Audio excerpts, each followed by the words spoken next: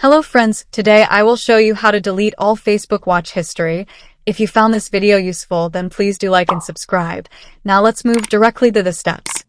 First of all, open the Facebook application on your device, then click on your profile icon in the right corner.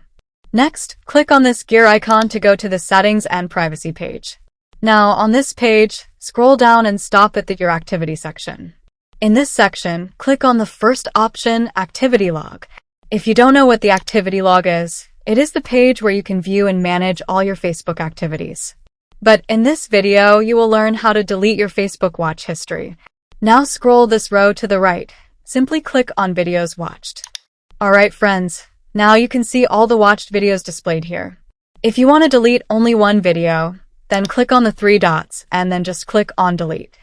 But guys, if you want to delete all watched videos at once, then simply click on Clear Video Watch History and then click on Clear. After that, friends, just refresh this page and now you can see that all watched history has been deleted from Facebook successfully. Thanks for watching and have a good day.